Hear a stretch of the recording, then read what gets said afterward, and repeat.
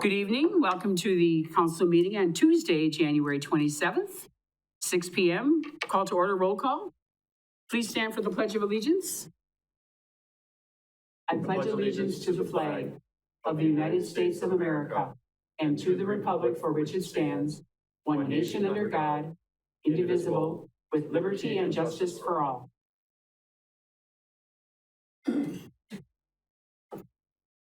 Item C, identify possible conflicts of interest. Seeing none, move on to item D, public comment period correspondence. At this time, I will recognize persons in attendance wishing to address the council. Upon recognition by me, persons may address the council, first stating their name and address.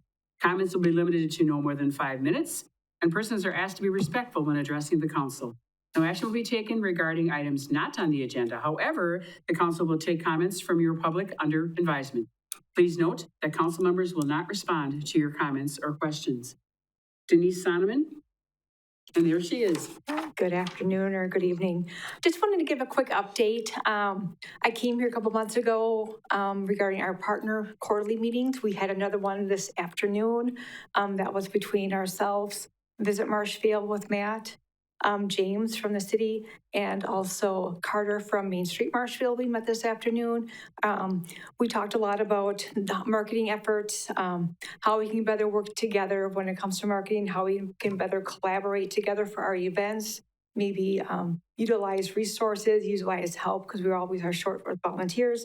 We also talked a lot about Wenzel Plaza and the future of what's going to happen with that without that position. And we also talked about the farmers market. It has continued. There is one winter market. They are going to be doing a summer market and possibly a second one that might be downtown. We're not sure. So we had a lot of discussion about that. But I just want to let the council know we are still meeting quarterly, more if needed, but I just want to give you guys an update. Thank you, Denise. Any other public comments? Any other public comments?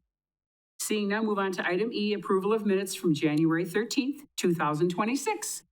Motion by Alderman Varsho, second by Alderman Tompkins. Any questions, comments? Seeing none, please vote.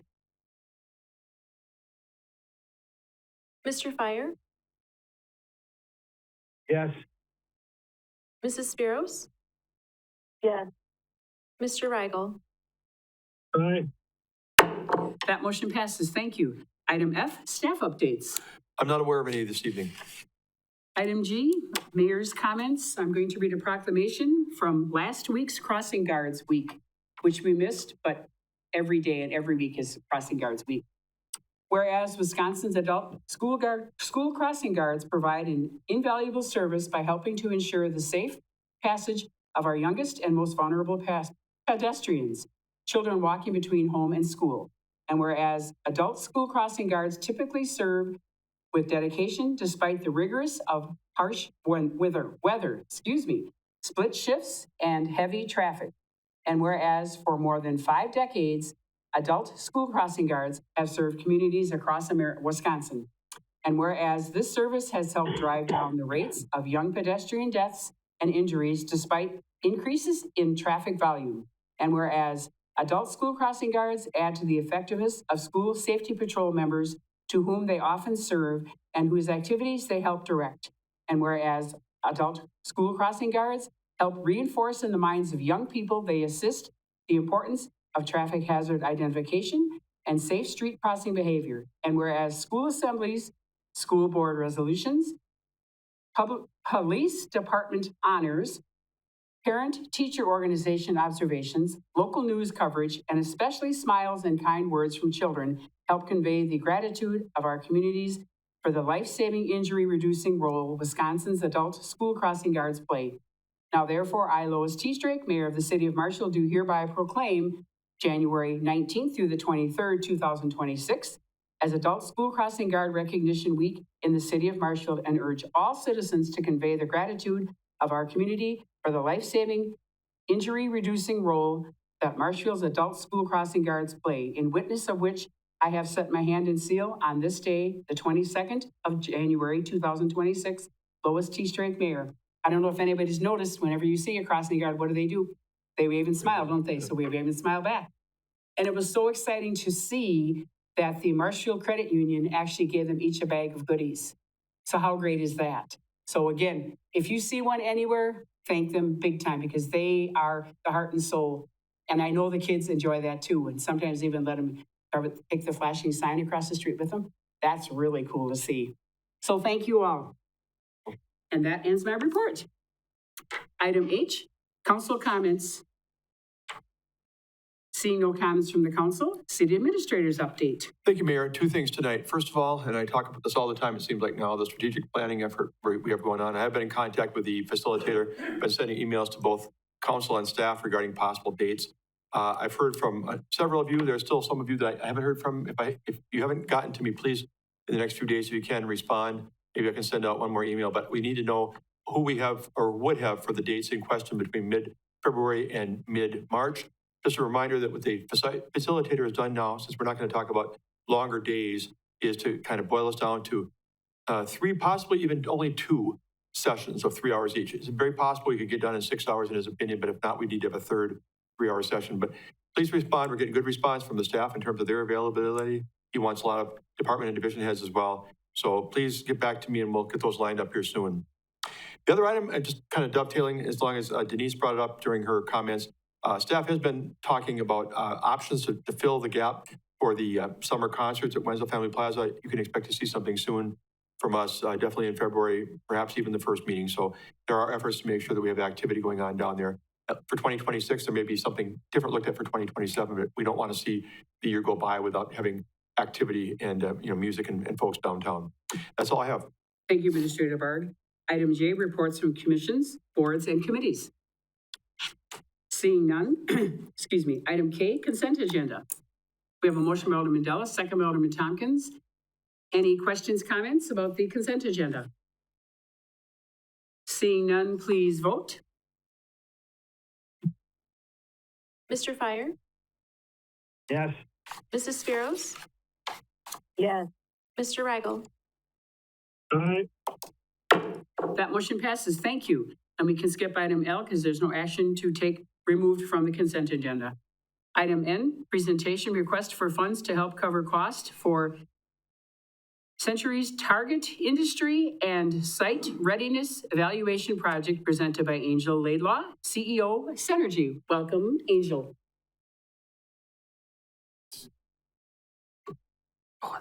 Hello. Okay. Thank There you so go. much. Perfect. So, I work with technology all day. You think I would know, but apparently not. Thank you so much for having me this evening. I want to talk a little bit about our target industry and site readiness evaluation, but I want to give a little bit of context on how we got here and how we decided on this study. I have been in my current role as CEO for over 3 years now, and in our time frame, we developed as Synergy a strategy about business attraction. It was one of our main priorities, still is one of our main priorities, and a pillar of focus. Over my time with the organization, I've met with local communities, small and big. I've traveled to state conferences, national conferences, and I've worked directly with site selectors from all over the nation. And really something that we started to notice is that many of our communities are not ready for business. And what does that mean, right? So we're talking about business attraction specifically. I work with the state of Wisconsin on RFI requests, so requests for information. And I get maybe 48 hours sometimes, maybe a week. Steve's nodding his head because he responds to these. And it's a really quick turnaround. And many of our communities don't have the information that's viable for them. So this could be how much utilities do you have to a specific property? Who is your utility, right? Sometimes many of our communities only have a part-time clerk or it's a volunteer staff to answer some of these requests. So we started having conversations on building best practices here in central Wisconsin regarding requests for information and working with developers, site selectors for business attraction. So we developed a standard RFI process for the whole region. We also hosted a webinar and then also a workshop so communities could learn how to better engage, because it's not just about our elected elected officials. It's not about our local communities, our Chamber of Commerce. We all have to work together for business attraction because it all takes pieces of it, right? Infrastructure, marketing, that quality of life that we have so great here in central Wisconsin. So from those conversations, I also participated in the NFL draft. Yeah, my job is kind of fun sometimes. So I was over in Green Bay. But the purpose of me attending is we invited national site selectors from all over the nation. Two of my guests, one was from North Carolina, and then the other was from the New Jersey area. Very familiar with Wisconsin. He was able to come to our region. He saw one property, so just a quick half hour at a potential property for development, and gave some wonderful advice, talking about the importance of utility, gas infrastructure, and then just kind of gave some free information for us. After that, that community found that very valuable. And I said, how do we bring this to our region? And that's how we got to the target industry and site readiness evaluation. I'll quickly just go over some of the phases, and then I'm happy, if allowed, to answer any questions for the group. But why does this study matter? We are seeing communities have to compete nationally for investment, jobs, and tax base. Businesses aren't looking for a property that is a project. They're looking for a property that meets all of their needs: utilities, square footage, buildings, acreage, access to workforce. All of those things are really important. So if we aren't prepared with the information on knowing what we can support, we're not going to be viable or even in the top 5, 10, or 20 when companies are looking to place somewhere. So what is our targeted industry strategy? It really focuses on data-driven processes, identifying industries that are best for central Wisconsin, but it also focuses on growth potential and quality jobs, as we know that's really important. It also matches the industries with the workforce, infrastructure, and the assets that we currently have. I always say, we're not going to compete with Chicago. We're not going to compete with a Madison. We know who we are here in central Wisconsin. Now we just need to find that information, share that information, and really do a targeted approach when it comes to business attraction. So who's conducting the study? Synergy is hosting and is signing the contract for the study. The overall study is $130,000, and I'll talk about the funding mechanism later. I swear to gosh, I'm not here to ask for $130,000. I promise you guys. But I'm not an expert, right? I'm an expert on all things central Wisconsin is my joke. But we need an expert who knows and works with companies every single day to help them find what they're looking for a business location. And SSG is the company that we selected. So Site Selection Group, or SSG for short, they are the largest independent site selection firm in the U.S. I know included in your packet, there is a 2-page, very short, abbreviated version of the proposal, but then there's also like a 50-some page proposal. Please feel free to look and ask me any questions, but a lot of the companies they represent are actually listed in there with logos. So these are Fortune 500 companies that they're helping represent. They evaluate exactly how a company would evaluate a site. And that's how they're gonna help us here in central Wisconsin. They will do the same process. So we are walking through that same model. So we are prepared for business attraction. So there's 5 phases to the study. It's a data analysis, really, site tours, benchmarking, and it produces clear targeted industries and strategies for central Wisconsin. You may see a familiar face in this photo. So what happens in phase 1? Phase 1's really important. This is where we identify 5 to 6 sites in the region that will be considered for a deep dive, which I'll touch on a little bit later. We'll also engage our stakeholders. So anyone who is participating with us is counted as a stakeholder, and they'll be involved in this whole process with us, right? Again, I am not an expert of anything besides talking. So I want to make sure I have the people who know the boots on the ground, what's happening in the communities, and can access data information locally. From there, we'll develop the timeline, and by mid-year, we should have a full plan for the region. Phase 2 is data gathering and site tours. And when I think of data gathering, instead of thinking about spreadsheets and numbers, think about your digital footprint as a community.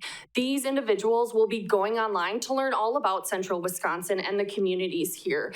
And then from there, they're going to start pulling data. What does maybe a poll say about us? And get kind of just our view, but also maybe what is an outsider seeing when they look at our community. Of course, a site tour, they're going to be traveling here. So the representatives live all over the nation, but we'll have at least 2 to 3 individuals that travel here to central Wisconsin, touring our communities, hearing from the stakeholders who are participating, and kind of just understanding who we are and that opportunity based on the properties. Phase 3 is really about that competitive analysis. So really looking at what would corporations look at? How do we score against certain industries? I can say we're really good at manufacturing, food and beverage processing, technology and agriculture, right? But we want to hear it from an expert. We want an outside source telling us, hey guys, we're good at this, and here's proof that we're good at this because they're the professionals. And it really looks at an operating model. So they're gonna pretend they're a business coming here, and they're gonna build it out, see how far they get, and then they'll give us recommendations on how we are competitive and then how we're not competitive. And my favorite pieces about this study is we can try to attract every kind of company, right? But maybe they're not the right fit based on who we want or the size or scale we're looking for. So this really helps us say where should we compete and where should we not compete. So we save those dollars and focus those on those efforts. The fourth piece is the industry fit analysis.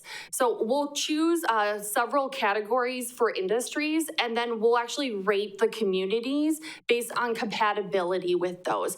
Again, I always like to say this is not a comparison. So we have other communities that are participating with us, of course, because this is a regional initiative, but it's not comparing communities at all. This is apples to oranges. It's going to be specific for each of our, look at the county base. That's where a lot of the information and workforce will focus on, and then the individual sites that are chosen. One question I often get is, who chooses the sites? Well, the communities that are participating get to choose their own sites because, again, boots on the ground. Once they submit those properties to us, we'll actually give them to the consultant, and he's going to make sure that they're a good fit because he wants to make sure every community gets the dollars and the data that they want based on the information they're providing. And 5 really is just the recommendation. So they're going to combine the competitive piece of it and then the attractive industry piece. They're going to put those together and package, and then we'll have some information that we can actually use for a strategy. So instead of me attending Select USA, which is hosted in Washington, D.C. every year, it's got thousands of companies that come to it. I'll be able to say, I need to, for example, this is just an example, I need to attract an airplane part manufacturer. How great would that be instead of having such a blanket approach? But this isn't just Synergy, this is our communities as well. You can look at the information, decide as a community, even as a council, do we want to invest in more infrastructure for utilities? Do we not want to do that, but do we want to focus on maybe attending a large conference that's specific for maybe a potato manufacturer because that's what fits your guys' space the best? So this also gives our local communities the tools to really ramp up their efforts and save those dollars so they're not spending them unnecessarily. And really what this means for us as Central Wisconsin, we'll have a shared economic development direction, stronger competitive communities where we're not competitive right now, better alignment with our sites, our workforce and infrastructure here, and then also just regional growth because we know what we're going to be attracting and how we can attract it. So funding, because money's always the question. So don't worry. The whole study, as I mentioned, is $130,000. That includes the travel for the consultants when they come here a few different times. Synergy was awarded, I can publicly say this now, $50,000 from WEDC as a capacity building grant. Many other parts of the state conduct an industry study every few years. Our region has not had one done since 2008, and I had to actually dust off the paper, guys. So I think it's time we have them, which is why WEDC granted us these funds, because it had been such a long time and our community in central Wisconsin are in need of this study. We also asked each of our counties for $5,000 because they'll be able to share the general information out to the public as an opportunity for additional growth in our area. And then I mentioned those sites earlier. Communities that are interested in having a site evaluated would pay $5,000 to be a part of the study, and then then they would have that evaluation done. We are limited to 5 or 6 properties, so it's a pay to play. So if you pay, you can have a site evaluated. And then we also had some private sector businesses come in, so Myron Construction, Rooterware, and then also a nonprofit, the Greater Wausau Prosperity Partnership, or GWPP for short, has come in for funding. And don't worry, Synergy always has skin in the game, so we're roughly, any dollars we don't raise for this, Synergy will cover that cost. So as of today, we're at $115,000, so I think we're doing pretty good. And we're really excited about this opportunity to help grow Central Wisconsin. I know there wasn't a formal request, I think it was information only today, so I'm happy to take any questions that the group may have. Thank you, Angel. Any questions for Angel? Alderman Tompkins? Thank you, Angel. Yes, we absolutely need this for sure. We need this information and we need to be able to target because we don't even know who we're trying to attract. My question is, once we know what our region is good at or what our region will attract, does Synergy have any help to give for helping us attract people? Oh, you know I always have help. Yes, of course. That's what I'm here for. So I'll give an example of a strategy that we've already talked about internally and how communities can also join in and help, right? So when we look at conferences, especially for business attraction, so I mentioned Select USA, they're very costly. I mentioned the potato manufacturer, for example, they have conferences, but they're very pricey, $3,000, $6,000, $10,000 to attend these, have a booth and promote your community.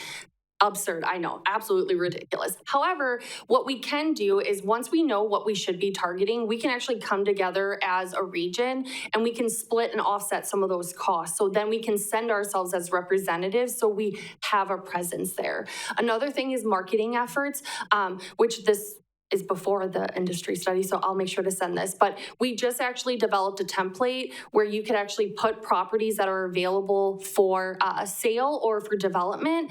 And it's a standard template, so now you can market yourself very easily as well. So our goal, everything that we do is to help. So I know I work with the chamber very often. I know I've worked with the city several times. So anything that we're doing is strictly to help the community development overall. So we can help with marketing efforts. That's my background, if you can't tell, with all the energy.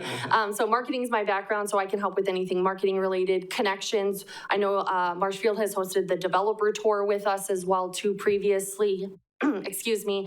And that's the other piece is after this study is completed, we'll actually do, we do a developer tour every year, but our next developer tour will be focused on those specific properties that were evaluated. So instead of doing a community tour where we're touring maybe 2 communities, a few properties in each, we're going to do the specific sites covered and do a direct invite to companies that are looking to relocate that would fit what we're looking for. So those are just a couple examples of how we can help. Any other questions for Angel? Yes, Steve. I guess I'll just add, yeah, you mentioned this for information only tonight, but as we look ahead to meetings in February, when I'm going to have it on the agenda for action, $5,000 is your request, correct? Yeah, just $5,000. And if by chance the city says, wow, this is a great deal, or decide, we have 2 properties we'd like to feature, how does that work? I did negotiate with the consultant. I can get you an exact number, but around 6,000 is what it would be if a community wanted to add an additional property for evaluation, because I had a feeling some of our communities may be interested for the price point. So, but yes, 5,000 would be the ask that we would be looking for. Okay. Thank you, Angel. Yeah. Thank you very much, Angel. Thank you. Okay, item N, presentation, Marshfield Broadcasting 2025 Annual Report in recognition of Angie Houghton, presented by David Ballerstein, Community Media Coordinator.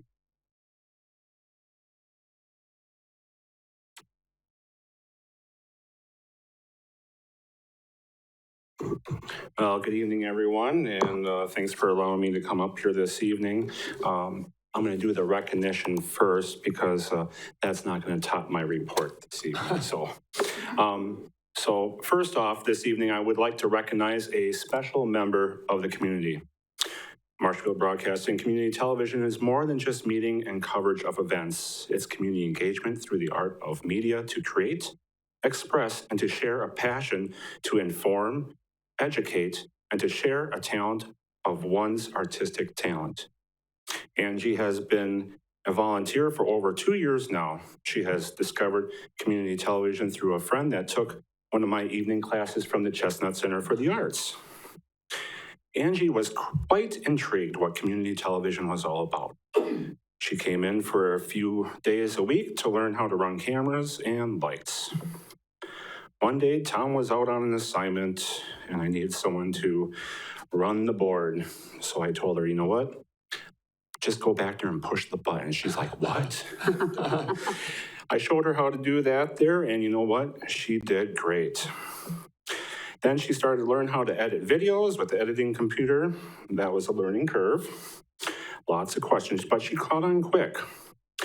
With all the knowledge that she gained from Marshfield Broadcasting, a division of the communications department with the city of Marshfield, she now volunteers her time to help with programs in the studio and also works on her own projects.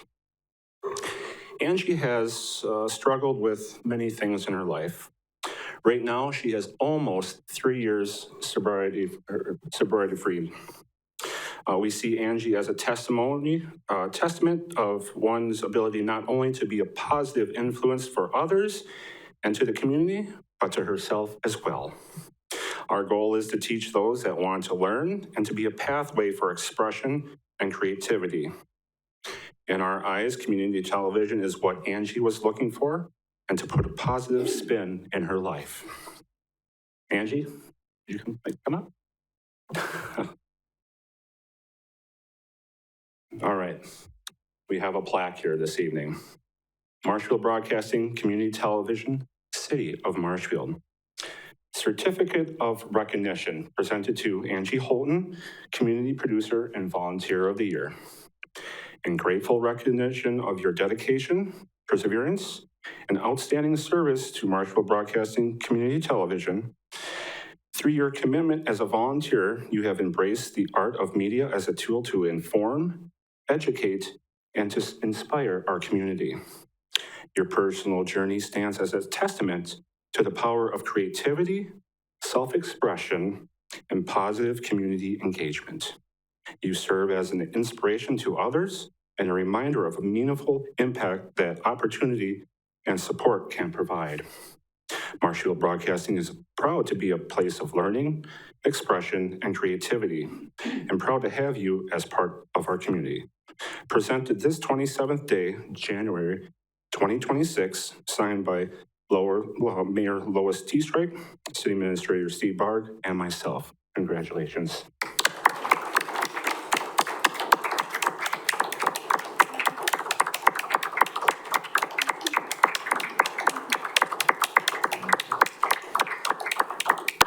All right. Congratulations, Angie. So yes, Angie helps out quite a bit, and it's a blessing, so. All right, I'm just going to give a quick overview on last year. I know probably some of you are kind of interested in some of our numbers and what we've been doing downstairs. Marshfield Broadcasting is the community media public access operation serving the city of Marshfield. Its mission is to inform, educate, and connect residents by providing transparent coverage of local government, producing original community-focused programming, and offering a platform for local voices, organizations, and events through live and recorded coverage of municipal meetings, locally produced shows, and multi-platform distributions. Marshfield Broadcasting strengthens civic engagement, supports public awareness, and preserves the story that shapes the community's life. In 2025, the station continued its mission with a strong government coverage, expanding program, and a strategic evaluation of digital distribution to best serve the viewers in the years ahead. So last year, for the live coverage, so the live recorded programming, that's all city meetings that are continuously run. So if we did it straight through, it would be 99 hours, almost 100 hours of continuous meetings of all commissions. So in 24, you all talked 140 hours with. So last year talked a little less. Remote live meetings, so that's all the parades and any events that we did. We had a total of 9 hours of remote cellular broadcasting and just a little over 42 hours of continuous recorded studio program. Down below there is our TeleView broadcast server. That's what's in the back room here that plays all of our media out. So with the viewership that was online, so we have just almost 3,000 continuous returning people always watching the channel. And then we also had just almost 9,500 new people watch it for the first time, and then that was it. And then we have the total views, so that also includes watching the channels live, so it could be either one of them. If I go to the next page here, YouTube performance, so this is on the government YouTube channel.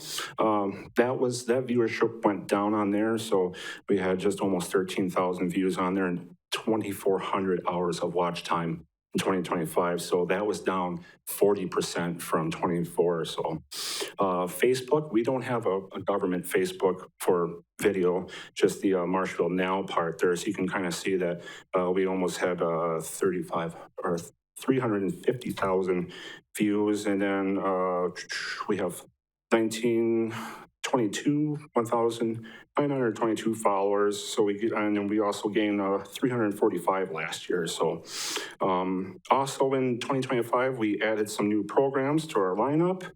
Your Health Matters with Marshville Clinic, community health, education, and wellness topics. So that's been a really great program. The next one, Innovate Marshville, the COVID Connection, which is showcasing local innovation, entrepreneurship, and community collaboration. And finally here in November, we added Field Defense Line, which was highlights agricultural land use and rural life relevant to Marshville area and all of Wisconsin. I forgot to put that on there. Towards the end of November, some of you may have noticed we had done some Christmas promotional programs. So in 2025, Marshville Broadcasting successfully reached out to local businesses for sponsorship supporting the Main Street Christmas Parade live broadcast. Local businesses received a 30-second promotional spot, which aired live during the Christmas parade and then continued to run all throughout December. Some did make a nice small gift of some funds for sponsorship for that, for their kindness to, for us to support that there. So a lot of those are going to reach back out again this year, they said. So we look forward to that. And then in this year, we look to add a 30-minute full local newscast to further expand the timely, community-driven reporting and improve local access to information here. In 25, we also gained 66 affiliated stations. So that was 66 other community stations across the United States that choose to take some of our programming and air it in their community with our names attached to it. So you know what, I see that as a great advertising opportunity on what the city of Marshville can do. Hey, that's really cool what they're doing in Marshville, So there's, you can see the whole list of stations down below that goes to the next page. Let's see, I'll just go right down to the key takeaways there. So we're going to maintain some stronger performances in our TeleView system. That's what we pay for the broadcast server there. So a lot of people are starting to go to that since we have a mobile iOS app now, which makes it even more easier for people to pull up the meetings on any channels. It's on a website, it's an actual app. So a lot of people have been liking that. I'll just go right down here. And then we continue to explore other avenues to reach residents who may not have access to digital technology. We want to make sure that the community is informed and remains inclusive and accessible. Also last year, we have launched the Marshville Now newspaper, which has been proven to be a strong and effective outreach tool with the positive community response and convenient drop-off locations, including the community center, Pick and Save, and other high-traffic locations throughout the city. So with that, that's all I have. On the last page, it's kind of hard to see. You can see the viewership there. This year in January, it's been strong. Down below is the map of the United States. You can see where everybody's viewing from. And then on the last page is the whole world. So I'm sorry that the outlines of the map isn't all that great. So, but But yeah, it's quite interesting to see the worldwide one there. So any questions? Any questions for David? No? Thank All you right. very much, Yep, David, and the thank you. Communications Department. Yes. Yes, and again, congratulations, Angie. Keep it up, all three of you. Next item, request to approve budget resolution number 02-2026, decreasing the 2026 adopted budget for the Infrastructure Capital Outlay Fund, pits and quarries by $16,000 and increasing the adapted 2026 budget for the Infrastructure Capital Overlay Fund, highway and street outlay by $16,000. The changes are related to funding the city share of 2030 connecting highway projects presented by Josh Moritz, Acting Public Works Director. Thank you. Yeah, you summarized that pretty well. This is something we talked about at the Board of Public Works meeting last week. We were notified by WSDOT in December of there's some upcoming projects in the years 2029 through 2034 that will address a lot of repairs and reconstruction of the connecting highways through the city, which are the state highways, which is all of Veterans Parkway, and it is also Highway 97 from Veterans Parkway through town to the north. The first two projects they have identified are some pavement repairs on Veterans Parkway from Chestnut Avenue to McMillan Street, and then another project from McMillan Street to Man Street where they would replace the asphalt pavement. So as these projects go through their design process, there's some costs that'll be incurred each year. Fortunately, the city's cost share is 25% of the design costs, 0 of the construction costs. So it's a pretty big win for the city. So for these first two projects I mentioned, in total should cost the city roughly $33,000 for each project. So the costs that we'll bear in 2026 were not included in the budget since we didn't find out about this till December. So this budget resolution is to fund those 26 expenses for these two projects. So the recommendation is to approve the budget resolution 02-2026 for the 2030 connecting highway projects. We have a motion by Alderman Tompkins, second by Alderman Dulles. Any questions, comments? Alderman O'Reilly? Thank you, Mayor. Josh, is there any negative impact we're gonna run into with the 16,000 coming out of the other budget? Finance Department looked into where there's financing available, and that's where it was determined there's funds available. Okay, thank you. Any other questions, comments? Seeing none, please vote. Mr. Fire? Yes. Mrs. Spiros? Yes. Mr. Rigel? Aye. That motion passes. Thank you. Item P, request to accept a proposal from Kramer Brothers LLC for construction manager at Risk Services for the Police Department and relocation project and authorize execution of the agreement presented by Josh Moritz, Acting Public Works Director. Thank you. So this project is something I'm sure you're all aware of. It's the Wildwood Plaza building renovation for the police department relocation. As you currently know, we're under contract with an architect for the design. We did put that project on pause to seek construction management services for this. And we sent out an RFP back in December, and we received proposals from 6 firms. There were 12 that had expressed interest in the project, and ultimately we got proposals from 6. So the services they will provide is pre-construction services where they will get with our architect very soon and fine-tune the cost estimate. They know our budget. They will try to do any refining they can to make sure we come in under 10 million. There's also the possibility of getting a $2 million grant that we applied for, that this construction manager and architect could happen to do some of this work in parallel, depending on whether we get the grant or not. So that's one part of their services.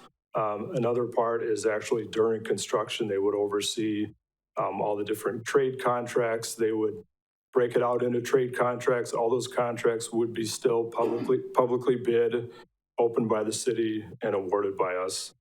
So it meets public bidding statutes that way. But in any case, we received 6 proposals and we reviewed them for several criteria. Certainly understanding of the project, their technical approach, their experience with similar public safety projects, and just their team's qualifications. So in the memo, you can see the 6 that we reviewed. We ended up interviewing 2 companies, and Kramer Brothers really rose to the top based primarily on their public safety and municipal experience. They've demonstrated cost discipline within our base budget. And they kind of just checked all the boxes of what we were looking for. So my recommendation is to approve the proposal from Kramer Brothers for construction manager at risk services for the police department relocation and renovation project and authorize execution of an agreement. Take any questions? We have a motion by Alderman Giles, second by Alderman Tompkins. Alderman Fire, did you have a question or did you want to? No, I'm just going to second it. Okay, thank you very much. Alderman Tompkins? Thank you. I'm looking at page 1. Oh, it's 118 on our computer, but it's the one that has the graph that's orange and green. And it has the Kramer Brothers is highlighted in green. I was just wondering, under the category of general conditions, they've sort of given a budget of $475,000. What falls under general conditions? I should have explained that. Their fee structures for all of these they're kind of broken out into those 3 phases I mentioned. Pre-construction fee when they're working with our architect. That you can see all 6 either set that dollar amount at 0 or indicated a value and said it was donated. The construction manager fee is a percentage of the actual construction. So if we came right at that $10 million mark, you can see Kramer's fee for that would be $175,000. The general conditions covers things like some of their staffing on the site. It also covers things like utilities for their job trailer, pretty much all that other. It was actually difficult to compare. Some construction managers had a higher percentage fee, but a lower general conditions cost. They were all, as far as we could tell in the end, roughly pretty close to the same dollar amount. So I can't tell you exactly what's in their general conditions, but that's what that's for. And then how would reimbursables be different than the general conditions? Each proposal identified what that would be. Some it was travel, some it was, I mean, I could dig into these and explain them all, but their costs are all shifted across the board. So when we try to look at a total dollar amount, they're all very close. So then it really came back to qualifications and experience. Okay, and just one more question. So if we cap at 10 million and it looks like the general construction manager would get 175,000. So this extra money, is this coming from the 10 million that's capped, or is this on top of that? There was additional money budgeted to cover design, some of the geotechnical investigations we've done, the survey work. Part of that money could fund part of this construction manager. We may have to dip into that 10 million to help pay for the construction manager also. Right. But the primary reason we're bringing them on board now is to start really fine tuning and dialing back our costs. Thank you. Alderman O'Reilly? Thank you. I guess that's kind of leads into what my questions were. A general contractor can basically do very similar scope of work compared to what you have here. I'm not completely sold that they're going to save the money. I guess from my perspective, can you explain to me why it would be better to have a construction manager involved rather than, these would be the same contractors, so it would be general contractors on this. And by the way, they're all fantastic contractors. So I don't have an issue with that, but my concern is having them come in as a construction manager and whether that money makes sense other than having them bid as a general contractor and basically serve the same purpose. I don't see the advantage to doing it this way. So if you could maybe give me your Sure. input on it. Difference I see is, you're right, at come construction, they kind of operate similar to a general contractor. If we hire them now as construction manager, if we waited till we bid the whole project out and found a general contractor, we're going to get a lump sum bid. We won't know that amount till we put it out for bid. With an arrangement like this, that construction manager can get in now, make sure the project can be viable at 10 million or it becomes 12 or somewhere in between. We'll know that way ahead of time. These construction managers they're dialed in, all their contractors, whether they're local or part of their wider network. So they can, as the design progresses, they're continually fine tuning the estimated cost based on market timing. They're familiar with all that. So again, if it's a general contractor, we might find out when we put it out for bid that I'm going to make up a number, 13 million. But we won't know till then that we can't afford that. So. Yep, okay, Mike, Yeah. excuse me. Then when you get done, then Mike Fire is next. I see Mike has his hand up, so thank you. Okay. Yeah, I'm just, unfortunately, I think you're still going to run into the same thing. These guys don't know what bids are going to be. They can project what they are, but engineering firms, architects do the same. You might get slightly more refined, but I don't know. From my perspective, I don't think hiring a construction manager is worth the price when we can refine things. Your engineers should be able to feed you almost the same information that a construction manager is. This budget is so tight that I don't think they're going to get what they want the way it is. And I don't know that spending that much money that could go into the project is a good situation. That's just my perspective on it, so. Alderman Fire? We went through this same issue when we started the fire department, when we built the fire department. And it's the first time we hired a project manager. And you'll find out that project manager will save you money. You also will find out if it stays with the contractor, if there's any savings, they get the savings. We did well with that with a project manager. We did real well with the library and the community center. So I think that in the long run, it teaches you a lesson that these project managers are worth every time you give them, because if there's a savings there, it goes back into the project, not in the contractor's pocket. And when we did the original one, we had a few of our contractors from town had a fit that we got a project manager on board. The reason is just what I told you. Any profit or any savings that doesn't come back to us stays with the contractor with their bid. Any other questions, comments for Josh? Seeing none, please vote. Mr. Fire? Yes. Mrs. Spiros? Yes. Mr. Rigel? Aye. That motion passes. Thank you. Thank you, Josh. Review proposal to renew contract with Vanderwall and Associates for services related to implementation of West Second Street redevelopment plans presented by Steve Bark, City Administrator. Thank you, Mayor. Well, we've been with Vanderwall sort of off and on, more on than off for about 4 years now. They were the instrumental consultant working with us on the West Second Street corridor plan back in 2021 and 2022, the plan that we're operating from now. They've been involved and engaged with staff and the council, like I said, most of the time since then, including the last couple of years on the implementation of the redevelopment plan. Specifically, they've been working a lot on the Weinbrenner property, but also they've met with property owners along that strip from Chestnut out to the ball fields, trying to find out what their opportunities might be, what some of their ideas would be as to how we might be able to see more redevelopment happen in that part of the downtown.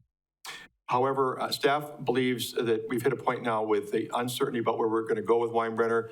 A lot of questions being raised about the plan and wanting to maybe take a new look at things. We've got some members of the council who were even around on this body when the plan was adopted. And then the strategic planning sessions coming up, hopefully in late February into mid-March, that may twist things a little bit more in terms of how we want to proceed with plans for that part of downtown. We feel it may be appropriate to kind of hit the pause button with Vanderwall. We don't want to step back on the plan. We put a lot of blood, sweat, and tears into trying to move that part of downtown forward. But, you know, with what we're paying them right now and with the kind of uncertainty, even how we're directing them to proceed, it seems like maybe the right time to gather ourselves, gather our forces, and look at it ourselves before we move forward. That doesn't mean that we won't have outside help. Angela Laidlaw was here earlier from Synergy. I'll be talking to her tomorrow about opportunities with Vanderwall, with the Weinbrenner property. We've got other resources from WEDC and others, so we're not going to sit on our hands about what to do with that Weinbrenner property.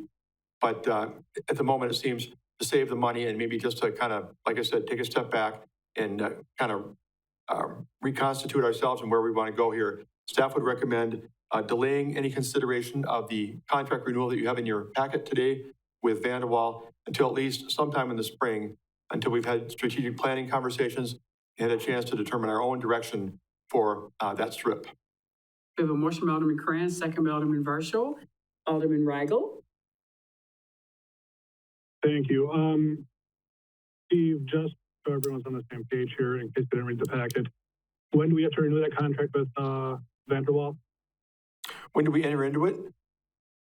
When do we have to renew it by? Well, it's you know, they're looking to re-up from March through December. It's based upon the work plan, and this being the next phase of the work plan.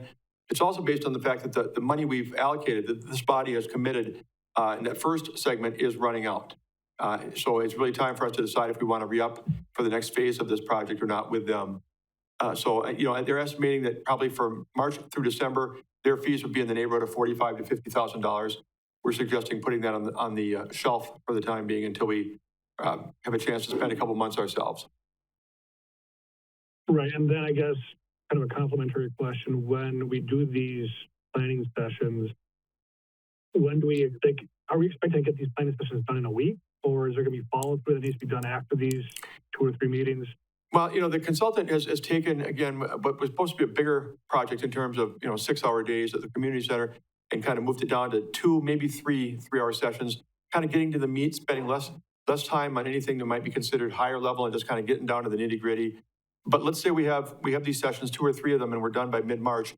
I mean, that'll be adopting a plan for ourselves, but there'll be work to be done off of it. And I'm not sure how much of that time we're going to spend talking specifically about that part of downtown.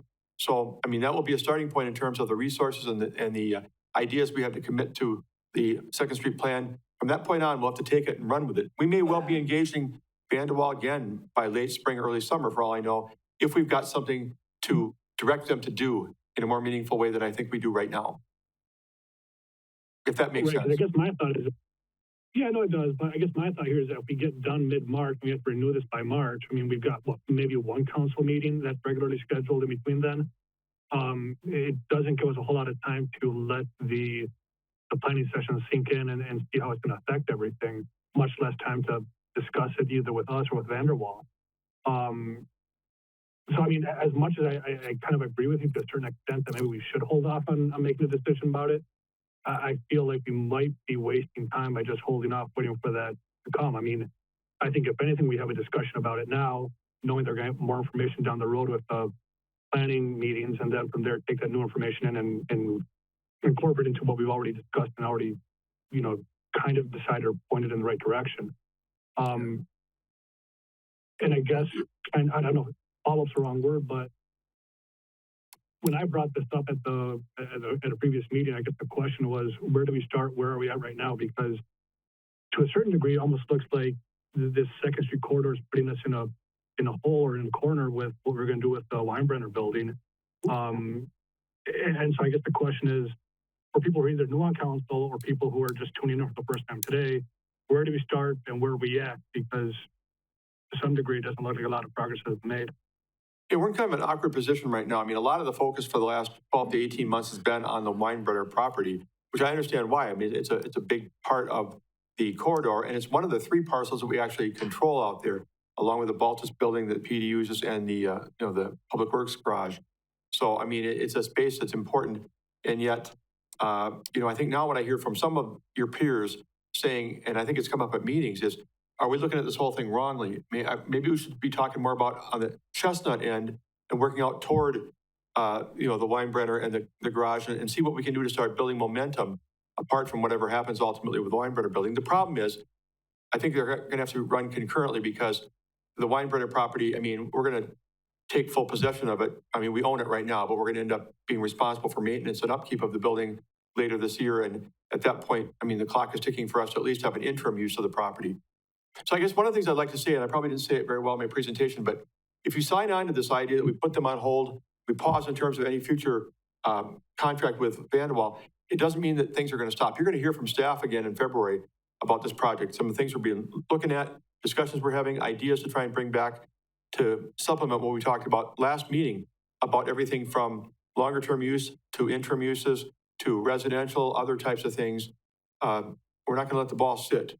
But I really don't think, to your point, I really don't think we're losing steam by setting this relationship with them on the shelf for a little while. No, and by no means am I trying to imply that staff wouldn't be doing work while the time goes on. That's far from what I'm implying. I'm just implying that if we have time to, deliberate and think about what our next steps are, it might not hurt. And I guess I'll go back to the question I asked before, like, where did we start and where are we at right now with the Second Street corridor? Well, I'm not trying to go full, but Vanderwall's met with all the property owners out there, and they've talked to them about what their future plans are, and they found out in some cases people are maybe gonna, possibly, I'm just making this up, but maybe in 5 years their plan was to get out of the business and sell, or maybe they had plans to expand, and trying to get a sense of what the people were looking at out there to use that. So when the time comes due, hey, maybe we could put a couple parcels together here and do a redevelopment project because A and B are looking at maybe selling out here in a few years. That's the kind of stuff they've been trying to put together.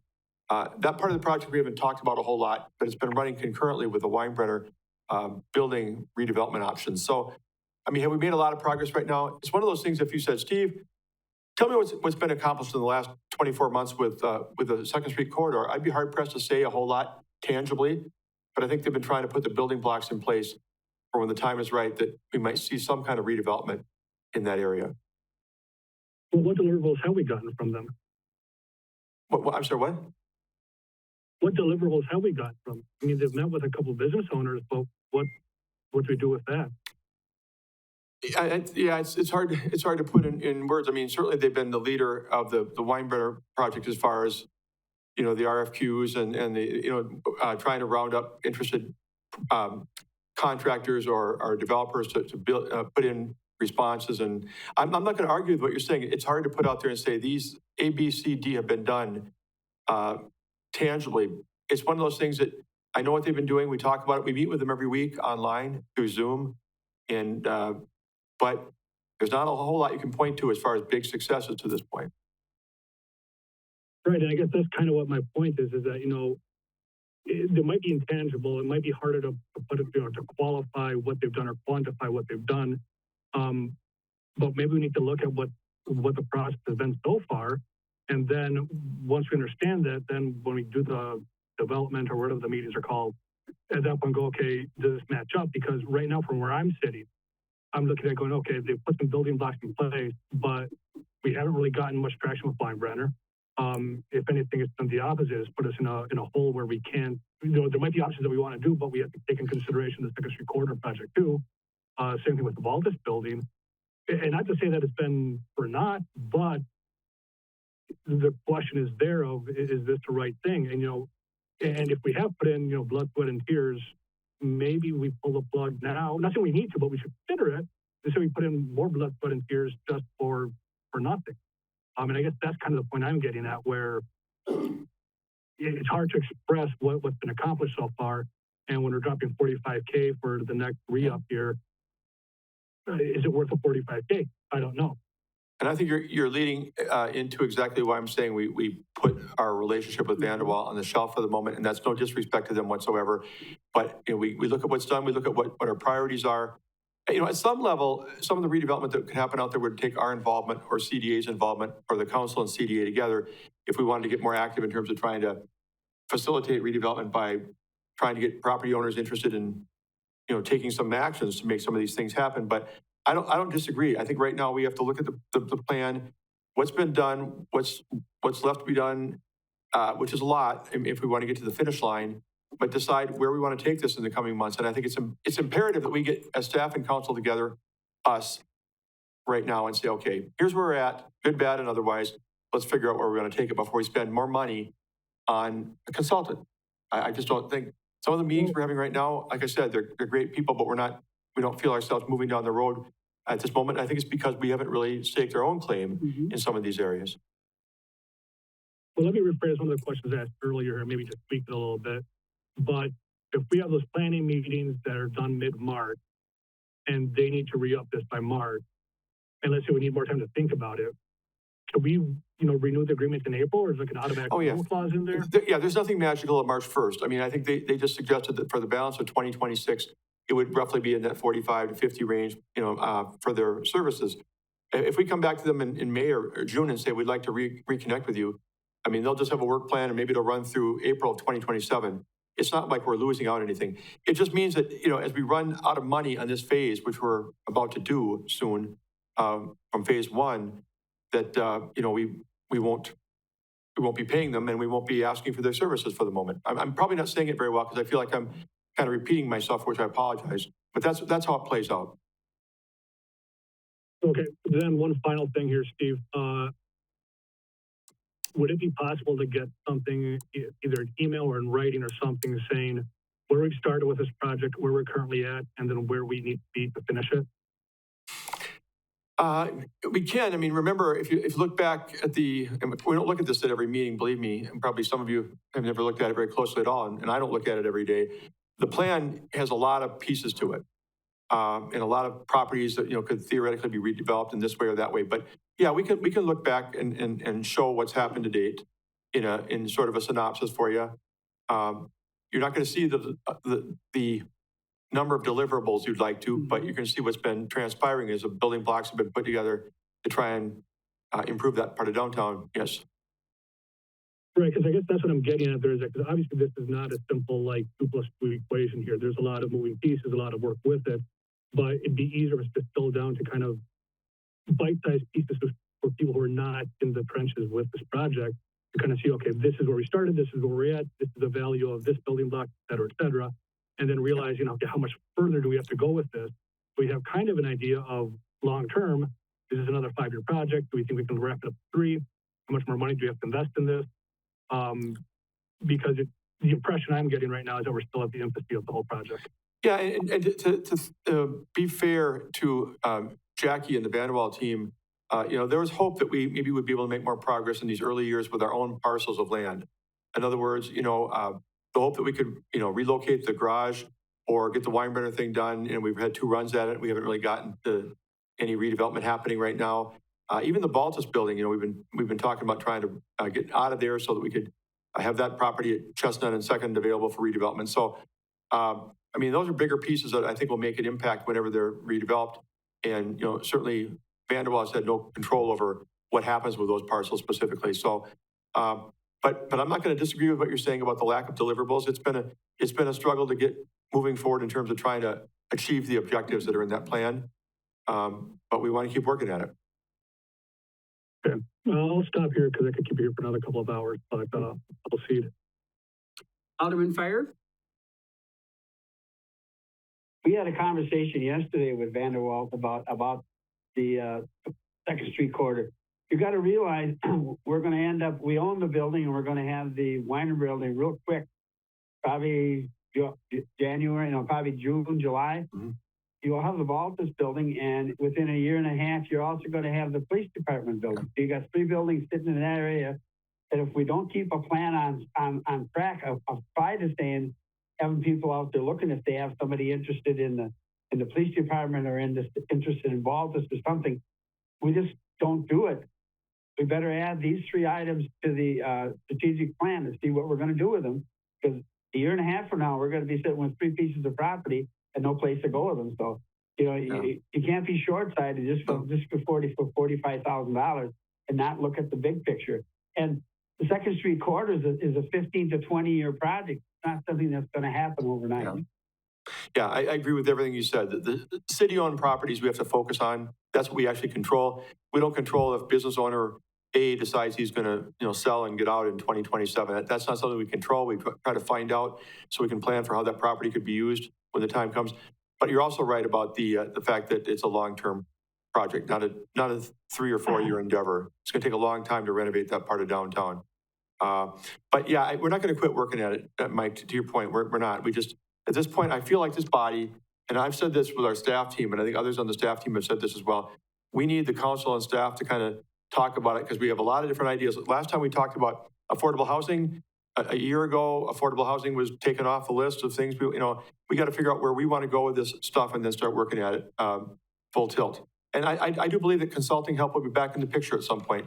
It just seems like right now, it needs to be in our court here for a little bit. Any other questions, comments? Oh, Alderman O'Reilly? Thank you.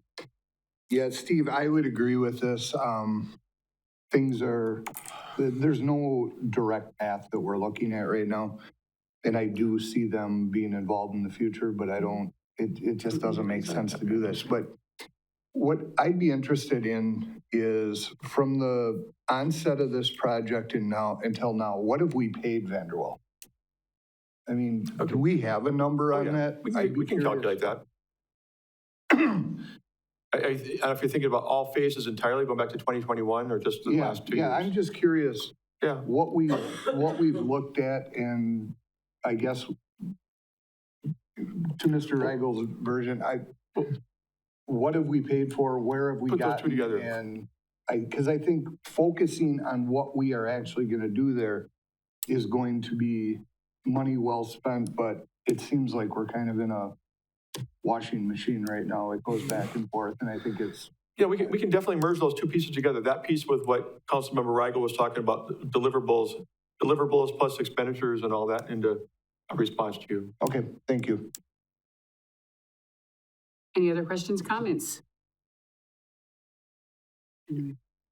Well, I mean, I guess if you don't take any action, then we're not going to renew the contract. I think it might be appropriate, though, if you're willing to do this, consider... oh, I'm so sorry. That was a long time ago. Yep. I apologize. My fault. Okay, so please vote. Can we Can you just have state the Mr. motion? Cran Okay, confirm yes. his motion, please? My motion would be delay and not re-sign with Vanderwall and Associates until our strategic plan. And Alderman Varsho, you are in motion? Okay. Now, any other questions before we vote? Seeing none, please vote. It's your turn. Mr. Fire? Yes. Mrs. Spiros? Yes. Mr. Reigel? That motion passes. Thank you. Thanks. Suggested items for future agendas? Seeing none, adjourn to closed session under Wisconsin Statute Chapter 19.851E, deliberating or negotiating the purchasing of public properties, the investing of public funds, or conducting other specified public business whenever competitive or bargaining reasons require a closed session. Request for variance for construction of homes in Daniels Addition. Closed session under Wisconsin Statute Chapter 19.851C, deliberating or negotiating the purchasing of public properties, the investing of public funds, or conducting other specified public business whenever competitive or bargaining reasons require a closed session. Promote compensation adjustment and closed session under Wisconsin Statute Chapter 19.851G, conferring with legal counsel for the governmental body who is rendering oral or written advice concerning strategy to be adopted by the body with respect to litigation in which it is or is likely to be involved. Update on legal case involving Mill Creek Youth Foundation. We have a motion by Alderman O'Reilly, second by Alderman Dellis to go into closed session. Please vote to go into closed session. Mr. Fire? Yes. Mrs. Spiros? Yes. Mr. Reigel? We're in closed session. We'll take you 5